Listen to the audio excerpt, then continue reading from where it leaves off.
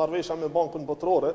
që prej vitit kaluar ratifikimin në kuvend, ata që bllokojnë tentojnë të fajsojnë tjerët për bllokada. Po e shohim që tashmë mos konstituimi i kuvendit, pra ka filluar ose do të filloj të gjenerojë edhe pasoja. Unë sot e shpalosa vetëm njërën nga to, pra është marrëveshja me Bankën Botërore, që prej vitit kaluar, pra prej muajit maj të vitit të kaluar, pret ratifikimin në kuvend. Pra edhe njëherë kjo vetëm sa e dëshmon që nuk bëhet fjalë vetëm për një emër të përveçshëm, siç po pretendon opozita, por bëhet fjalë për një bllokadë sistematike të vazhdueshme,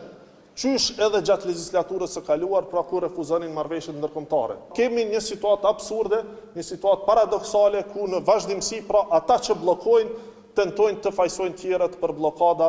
ndërkaq situata siç edhe po shihni vazhdon e tillë. Uroj dhe besoj që së shpejti pra që të kemi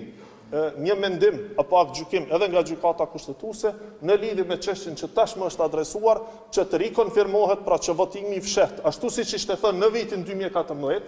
pra që votimi i fshehtë është njëra prej mënyrave që duhet të shfrytëzohet nga deputetët, dhe uroj dhe shpresoj pra që nuk do të ketë diktat dhe shkelje të kushtetutës e të ligjeve, pra nga